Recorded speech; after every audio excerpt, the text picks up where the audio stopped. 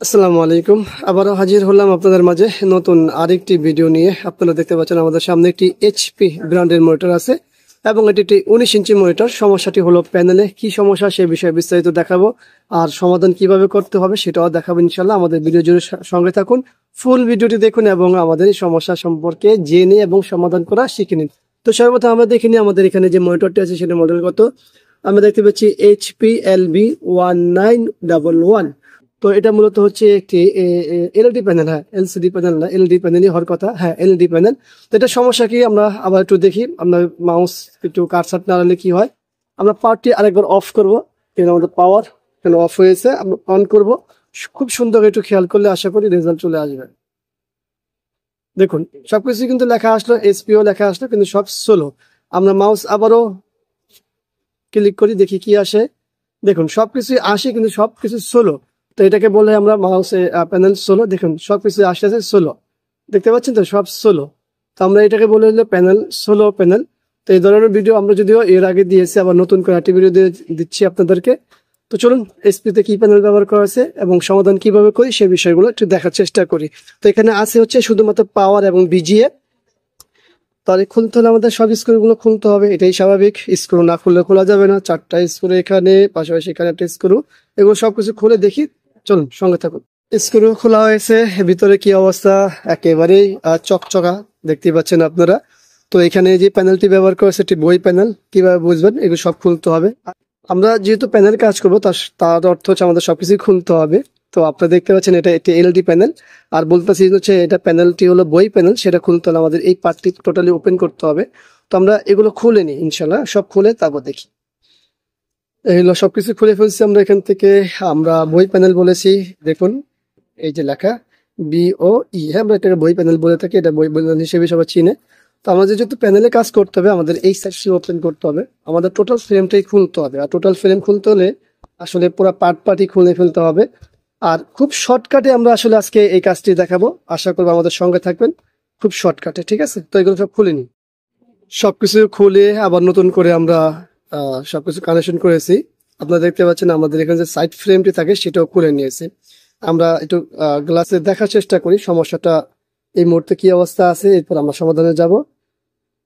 ঠিক আছে, আমরা একটা জিনিস একটা কিছু নিয়ে আসি। দেখুন এখনো কিন্তু স্লো, দেখতে তো পাচ্ছেন সবকিছু যে স্লো। তো যাই হোক, আমরা যে সমস্যাটা এখন দেখবো এবং সমাধান করার চেষ্টা করবো সেটা হলো যে মূলত স্লো। তো আমাদের মূলত এই সমস্যাটা হয় হচ্ছে যে আমাদের ভোল্টেজের সমস্যার কারণে। তো আসলে ভোল্টেজ সমস্যা বলতে কি পাওয়ার কেবলের ভোল্টেজের জন্য না, না না না, তা না। এটা হলো আমাদের যে ডিসি যে ভোল্টেজ গুলো আছে, খাস করে আমাদের বিজিএইচ ভোল্টেজ গুলো মিসিং হওয়ার কারণে এরকম হয়। তো কোথা থেকে ভোল্টেজ গুলো মিসিং হয় বা কি আসে বিষয়, সেই বিষয়ে দেখতে হলে তো আমাদের অবশ্যই আগে ভোল্টেজ গুলো মাপতে হবে। তো আর যদি আমরা অনেকে আছে নতুন, একেবারেই জানি না যে ভোল্টেজ কোথা থেকে কত ভোল্টেজ থাকবে সে বিষয়ে জানার জন্য আগে আমাদের মিটার লাগবে। আমরা একটা ডিজিটাল মিটার ব্যবহার করি অথবা আপনারা অ্যানালগ মিটার ব্যবহার করেন, সেটা একান্তই আপনাদের বিষয়। তো আমরা একটা গ্রাউন্ড নিয়ে নিব, যে কোনো জায়গাতে একটা গ্রাউন্ড নিয়ে নিলাম। এই হলো গ্রাউন্ড। পাশাপাশি আমরা আমরা গ্রাউন্ড নিলাম, আমাদের মিটারটা নিয়ে যাব এখানে। তো আমরা এখানে দেখতে পাচ্ছি আমাদের এখানে ভোল্টেজ আছে, বিজিএইচ নামে একটা ভোল্টেজ আছে, দেখতে পাচ্ছি এখানে। এই জায়গা আছে 87.7। আর আমরা এইখান থেকে আমরা দেখতে পাচ্ছি এখানে একটা এমজি নামে একটা অপশন আছে। এখানে আছে হচ্ছে আমাদের কত 24.8 মানে 25। তো এইটা হলো আমাদের মূল ভোল্টেজ, যেটা আমাদের আসবে হচ্ছে এই যে আমাদের সাইড যে কফ হয়, এই যে সাইড কফ, এই কফে। তো সাধারণত আমরা দেখতে পাই এখানে অনেক সময় কফ শর্ট হয়ে থাকে, আবার অনেক সময় আমাদের ভোল্টেজ গুলো এখানে আসে না। তো এই ভোল্টেজ গুলো কোত্থেকে কিভাবে আসবে বা কি আসে বিষয়, সেটা হয় হচ্ছে আমাদের সাইডের দিকে যে গ্লাস গুলো আছে, গ্লাসের মাধ্যমে এই ভোল্টেজ গুলো আমাদের এই কফে চলে আসে। আর যেহেতু বয়স হয়েছে বা যে কোনো কারণবশত এখানে ভোল্টেজ গুলো সঠিকভাবে পৌঁছায় না, তো সেই জন্য এই সমস্যাগুলো হয়ে থাকে। তো কোন জায়গায় কত ভোল্টেজ থাকবে সেটা একটা বড় বিষয়, এবং এই মুহূর্তে এখানে কোন ভোল্টেজটা থাকবে। আমরা যে যদি কফ সাইড র্যামের যে অপশনগুলো আছে সেটা দেখার চেষ্টা করি। এখানে দেখতে পাচ্ছি আমরা 6টা পয়েন্ট। হ্যাঁ, মাঝখানের পয়েন্টটি হচ্ছে বিজিএইচ ভোল্টেজ, দুই পাশে ভোল্টেজটি হচ্ছে মাইনাস ভোল্টেজ, মাঝখানে আছে আমাদের এসটিভি। তো এই মূল ভোল্টেজ গুলো হলো মূলত এসটিভি ভোল্টেজটাও লাগে আমাদের এখানে। আমাদের মূল ভোল্টেজ বেশি প্রয়োজন হয়েছে বিজিএইচ এবং মাইনাস ভোল্টেজ গুলো, হ্যাঁ, বিজিএল যেটাকে বলা হয়। তো যাই হোক, আমাদের এখানে কি কত ভোল্টেজ সমস্যা সেটা একটু দেখে নিব আমরা।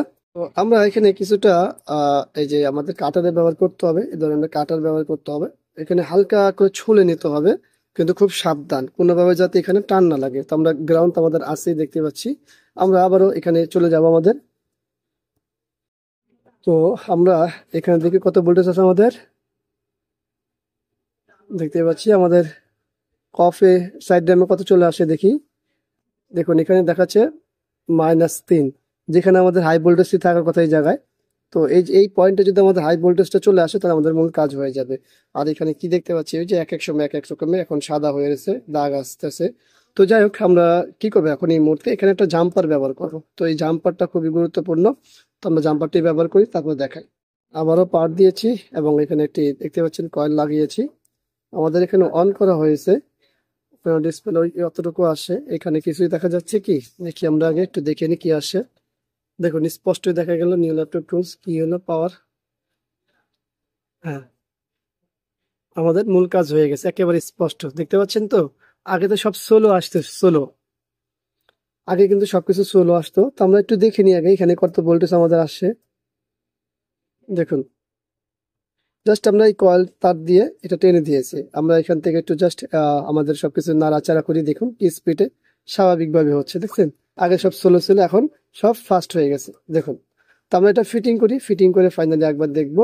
হ্যাঁ, আর আমরা যেহেতু এখানে কাজটা দেখালাম, আমরা এখানে কি কাজ করেছি, শুধুমাত্র এখান থেকে ভোল্টেজটা সাপ্লাই দিয়েছে। এটা অনেকটা মিনি বাইপাস, যেটাকে বলেন বাইপাস সার্জারি, মিনি বাইপাসে বলতে পারেন, আর হাই বাইপাস সার্জারিও বলতে পারেন, যেটা বলেন বলেন, কিন্তু আমরা মূলত ভোল্টেজটা বাইপাস করে দিয়েছি।